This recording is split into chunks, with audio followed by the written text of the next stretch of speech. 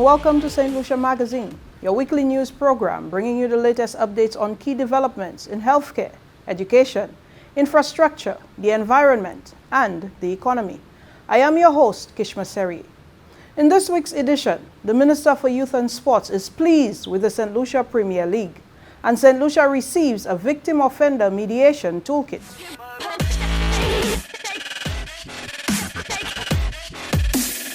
The Minister for Youth Development and Sports expressed pleasure on the recently concluded St. Lucia Premier League.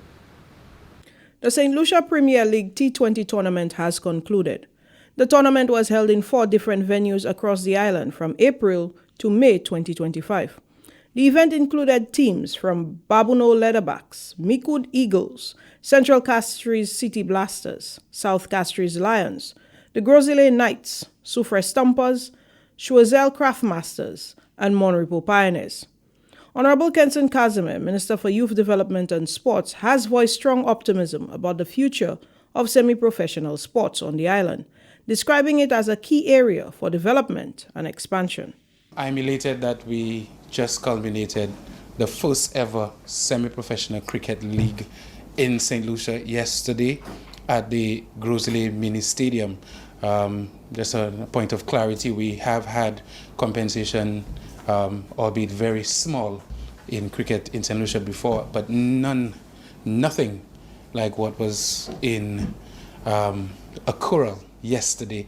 The government of St. Lucia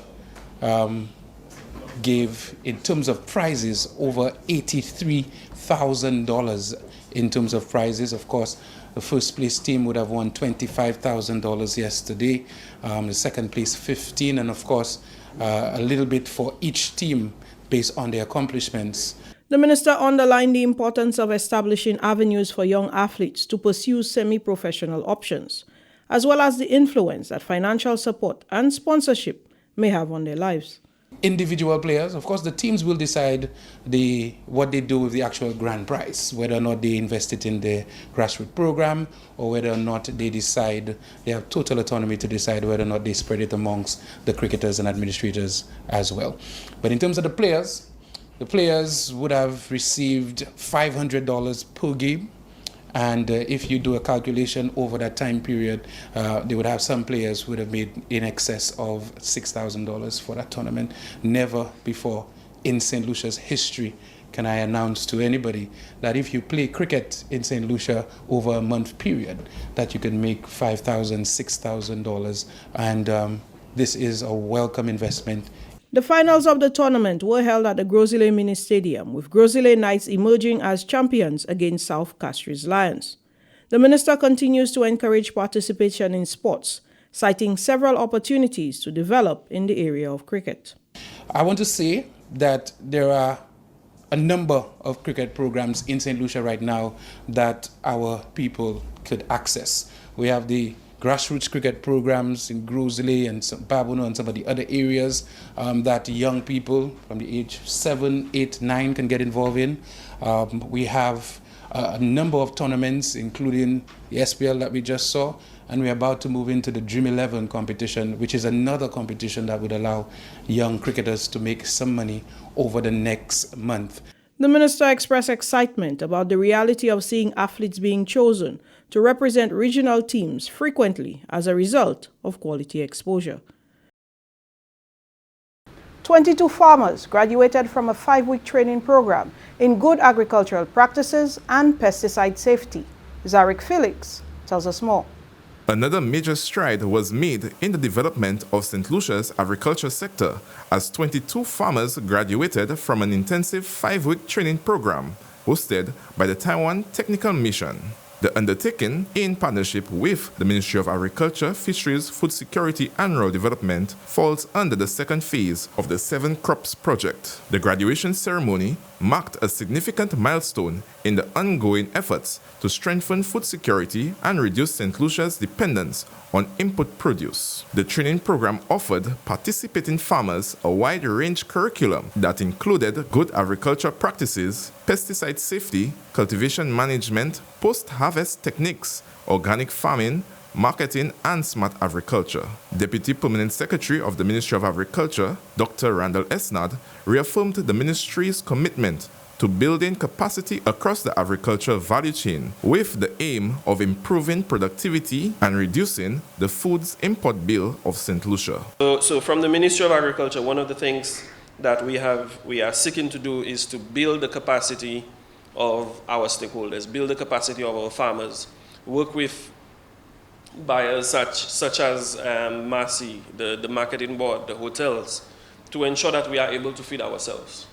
Right? We should not depend on foreign sources, the United States, Canada, Mexico, for our food.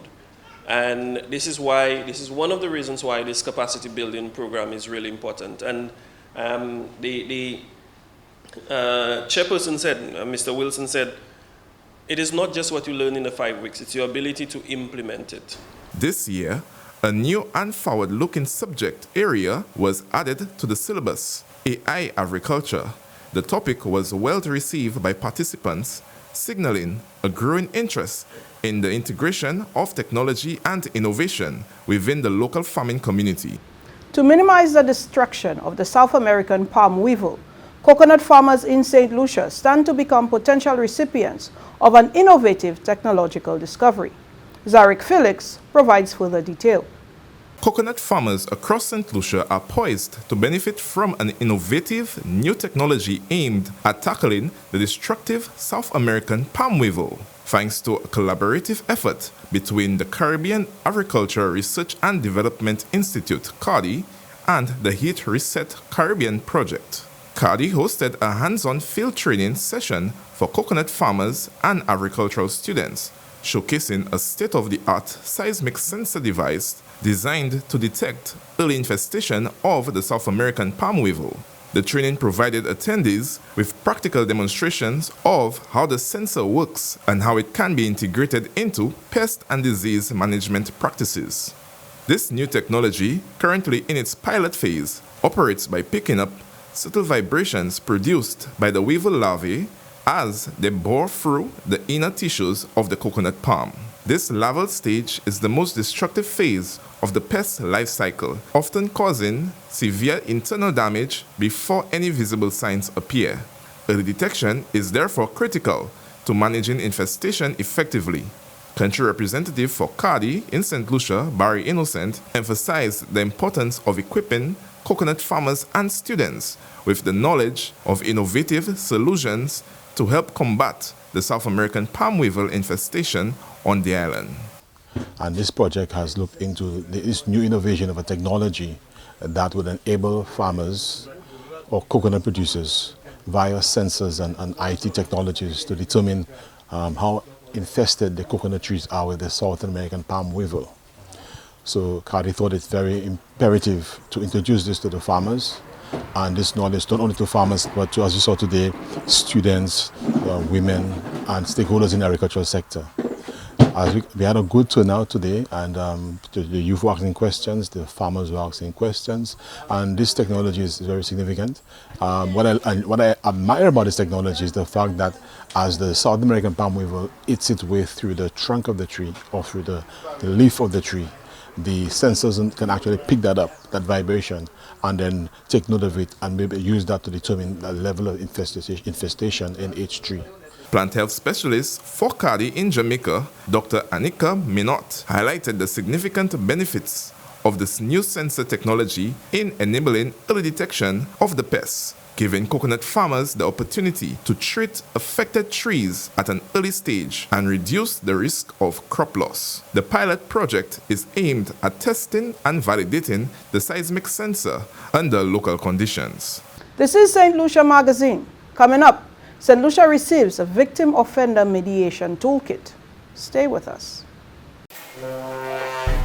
Mommy, I need some hair oils for my TikTok tutorial. It's a popular brand. But I think we can find something similar that's made locally. A local brand? Oh, wow! There are many items produced in St. Lucia. Wow! Auntie Julie made this product? We have a full range of agro-processed products. The list is long, plus global award-winning products. Yes, we have your favorite jams, jellies, snacks, and of course, quality health and personal care products. Let's keep it in the family. Can you believe your cousin designed that label? Every small purchase makes a huge difference. Hey guys, this was made in St. Lucia. Buy local every time you go shopping. Shop smart, shop local, love St. Lucia.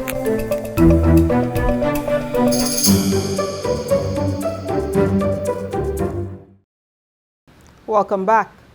The United Nations Development Programme for Barbados and the Eastern Caribbean successfully tested a mediation toolkit to overcome systemic bottlenecks in regional criminal justice systems.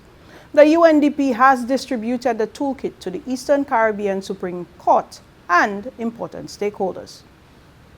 In a significant step towards easing the burden on Caribbean justice systems, the United Nations Development Programme, UNDP, through its Space Justice Project, has officially handed over a victim offender mediation toolkit to the Eastern Caribbean Supreme Court. The ceremony took place on May 30th in St. Lucia. Funded by the European Union, this toolkit offers practical guidance for introducing voluntary victim offender mediation, or VOM, across Eastern Caribbean Supreme Court jurisdictions. The VOM process allows victims and offenders to engage in structured, professionally supervised dialogue aimed at resolving disputes outside of traditional courtrooms. This initiative is part of a broader regional effort to reduce criminal case backlog and improve access to justice by strengthening institutional frameworks, promoting interagency coordination, and integrating digital solutions. UNDP's Jairo Acuna Alfaro hailed the toolkit as one of a kind, emphasizing its potential to rehabilitate at-risk youth and provide much-needed alternatives within an overburdened legal system. By promoting restorative justice, the toolkit not only relieves pressure on the courts, but also supports better outcomes for individuals and communities alike. The Ministry of Agriculture facilitated a regional consultation that aims to develop a project for plant genetic resources. Zarek Felix provides more insight. The Food and Agriculture Organization of the United Nations, in collaboration with the Caribbean Agriculture Research and Development Institute, recently convened a vital regional consultation for CARICOM germplasm conservation experts and researchers. The high-level workshop aimed to gather expert input towards the formulation of a regional roadmap for the conservation and sustainable use of plant genetic resources for food and agriculture, PGRFA. By strengthening food systems for future resilience, the consultation marked a significant step towards establishing a collaborative framework for PGRFA management across the CARICOM states. This initiative comes at a critical time as climate change, loss of biodiversity, and evolving agricultural demands continue to pose threats to food security in the region. By enhancing ex situ conservation methods and pooling regional expertise, St. Lucia and other member states can ensure long-term availability of critical plant resources necessary to boost food production, safeguard biodiversity, and enhance food security. Permanent Secretary in the Ministry of Agriculture, Fisheries, Food Security and Rural Development, Bradley Sentage, emphasized the importance of building resilience within the agricultural sector. Climate change, pandemics, civil unrest, and geopolitical conflicts all have had profound negative effects on our plant resources. As a consequence, we are now seeing that most of our plant materials are being threatened by extinction. Shifts in dietary patterns and food preferences are also reshaping crop and livestock production systems worldwide. Additionally, land use changes are limiting the space available for agriculture. These combined pressures threaten plant genetic resources for food and agriculture, and by extension, global food and nutrition security. They also reduce the capacity of crops to adapt to changing environmental and biological conditions. Ladies and gentlemen, such pressures underscore the urgency of building resilience in our food system. It has now become increasingly important to promote the conservation, the collection, and the utilization of plant genetic resources. If we are slow to respond to these changes, we risk jeopardizing our food availability to future generations. During World No Tobacco Day, the Ministry of Health reaffirmed its commitment to tobacco control and public health protection. Caleb Paul of the Substance Abuse and Advisory Council emphasized the deceptive methods used by tobacco companies that are aimed at youngsters. Day observed on May 31st, the Ministry of Health, Wellness and Elderly Affairs joins the global community in standing united against one of the most pressing public threats of our time, tobacco and nicotine dependence. This year's theme, Unmasking the Appeal, urges to bring into focus the deceptive strategies used by the tobacco and nicotine industries to attract and addict users of their products, particularly our youth. Tobacco use remains a leading cause of preventable death worldwide, claiming more than 8 million lives each year. In our nation, the impact is deeply felt in our hospitals, in our homes, and in our communities. While we have made progress in tobacco control through legislation, public education, and research, new challenges continue to emerge. Today's fight is no longer just against the traditional cigarettes. E-cigarettes, flavored vapes, heated tobacco products, and slick marketing campaigns are being deliberately designed to appeal to young people, making addiction look appealing and harmless. We must respond with equal creativity, determination, and urgency. The work of the Ministry of Health on tobacco control is guided by the WHO Framework Convention on Tobacco Control, referred to as the FCTC, to which St. Lucia is a signatory to. Our country has achieved compliance to a number of the requirements of the FCTC, including satisfying the requirements for labeling for cigarette packages with written and graphic health warnings placed on all single-sale cigarette boxes. In addition, as another strategic approach to reduce consumption values, the recommendation ad valorem tax on cigarette as a measure to discourage purchase has also been satisfied. In 2020, the amendments was facilitated to the Public Health Act as it pertains to protection of public spaces from the smoking of tobacco products. These are among the progress changes made to foster an environment of the protection against tobacco use. The Caribbean community, CARICOM, renewed diplomatic ties with Kenya, a key African country, by appointing the second ambassador of the East African country to CARICOM, Her Excellency Evelyn Mwenda Karis. The Secretary General of CARICOM, Dr. Carla Barnett, expressed gratitude to Kenya for leading the multinational security support mission in Haiti and deploying over 800 Kenyan personnel. The CARICOM Africa Summit in 2021 catalyzed strengthened relations between CARICOM and Africa through economic partnerships with Afrexim Bank and the Health Development Partnership for Africa and the Caribbean. The second CARICOM Africa Summit is scheduled for September 7th in Addis Ababa, Ethiopia. The Secretary General anticipates enriched ties through people-to-people contact, trade, and joint advocacy in multilateral fora on climate change and reparations. Ambassador Karis also emphasized Kenya's commitment to advancing diplomatic, trade, and cultural cooperation between CARICOM and Africa. Stay tuned. We will be right back after a short break. It's hurricane season. Know the BBCs of water safety. Boil or bleach and clean. Boil. Bring water to a rolling boil for at least 5 minutes. Cool and then use immediately or store in a clean container and seal until needed for use. Bleach. If you cannot boil water, use 8 drops of unscented bleach for each gallon of water. Stir and let stand for 30 minutes. Use immediately or store in a clean container and seal until needed for use. Clean. Always clean all containers with bleach and wash out thoroughly before storing water in them. This message brought to you courtesy the Bureau of Health Education of the Ministry of Health and Wellness. Welcome back.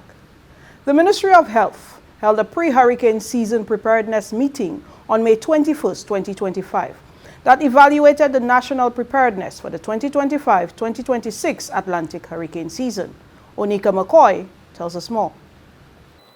The Ministry of Health, Wellness and Elderly Affairs successfully convened its annual pre-Atlantic hurricane season preparedness meeting on Wednesday, May 21st, 2025.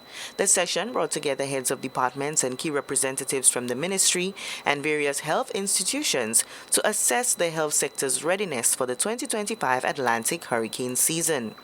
The interactive forum provided an opportunity for stakeholders to present updates on their disaster preparedness plans and identify ongoing challenges in health emergency response.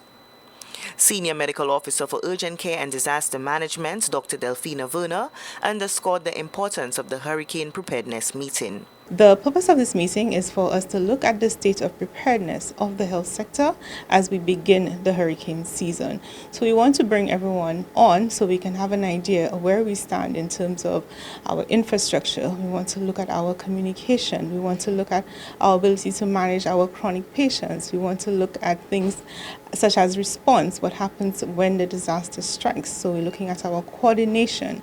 It's very important for us to have these meetings before the start of the hurricane season, so everyone knows what their role is, what their responsibility is, and that in the event of a disaster, everyone can move as needed to help protect lives and ensure persons are safe. We can continue our health services as needed.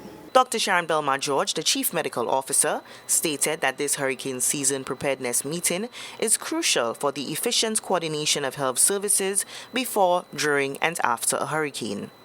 Health services and the Ministry of Health, we play an integral role during disasters, from our preparation to ensure everything is in place before disaster. During, as essential services, we ensure that they are core facilities that remain open during the storm to ensure access to care during the storm.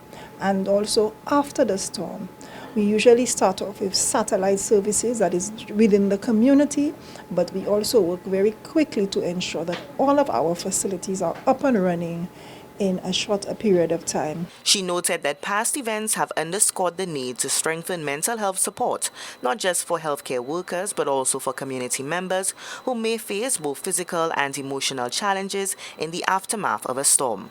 Learning from lessons in the past, there are some areas where we saw some gaps in our response that we are working to strengthen this year.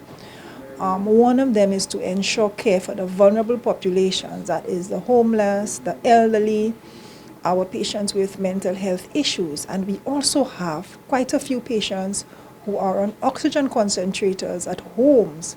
This is always of concern to us in the event of an outage of the electricity, that those patients are able to get and have access to oxygen. The Ministry of Health commemorated Caribbean Nutrition Day and kicked off Nutrition Awareness Month with the theme, Healthy Eating, Active Living, Sustainable Diets for a Healthier Caribbean. The program emphasizes the importance of sustainable dietary choices and physical exercise in improving human health and protecting the environment in the face of rising non-communicable disease rates and climate-related issues. St. Lucia joins the rest of the Caribbean in celebrating Caribbean Nutrition Day, which is observed annually on June 1st. As the Caribbean continues to face the dual challenges of non-communicable diseases and climate change vulnerability, we embrace the theme, Healthy Eating, Active Living, Sustainable Diets for a Healthier Caribbean. This theme highlights the connection between nutrition, physical activity, and a sustainable environment that will contribute to a healthier population. This regional initiative calls on individuals, communities, and institutions to reflect on our daily choices, not only for our health, but for the future of our environment.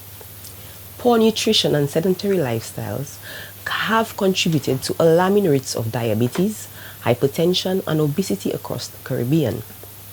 Institutions such as schools and workplaces are critical places where change can occur. The schools should be one that promotes good nutrition and active lifestyles to foster a better learning environment for children to thrive and grow healthy. Workplaces can create wellness programs that contribute to a more conducive working environment which supports employees' well-being and combats non-communicable diseases for a more productive workforce. The Ministry of Health, Wellness and Elderly Affairs will host nutrition-related educational activities throughout the month of June at schools, workplaces within the community, and via the media to empower people to take charge of their health through appropriate food choices and eating practices whilst making physical activity part of their daily life.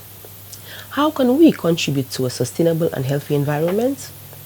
By making food choices that support good nutrition and planet health. You can 1. Eat healthy foods, particularly more plant-based foods. Eat less meat and processed meats. Consume more local fruits and vegetables, legumes, whole grains and provisions. Reduce consumption of ultra or highly processed foods, added sugars, salt and trans fats. 2. Be active. Engage in at least 30 minutes of physical activity daily. 3. Support sustainable diets. Buy locally grown foods, support local farmers, grow a backyard garden, reduce food waste, and choose foods with lower environmental impact. The Ministry of Health, Wellness and Elderly Affairs encourages all St. Lucians to take responsibility for their health by engaging in physical activity and making food choices that will contribute to good nutrition. Additional healthful tips include control portion size, eat wholesome plant-based foods, eat from the 6 food groups, and reduce food waste. These habits will contribute to long-term health and support a resilient and sustainable food system for a healthier future. Let us work together to build a country that thrives on healthy bodies and healthy habits for a more sustainable future. And that brings us to the end of this edition of St. Lucia Magazine. Special thanks to all who contributed to this production: the National Television Network, the GIS team, and the communication officers across our various ministries. Thank you for joining us on NTN Channel 122 and the official social media pages of the Government of St. Lucia. I am Kishma Serie. Until next time, stay informed, stay engaged as we look ahead to more positive developments in the week ahead.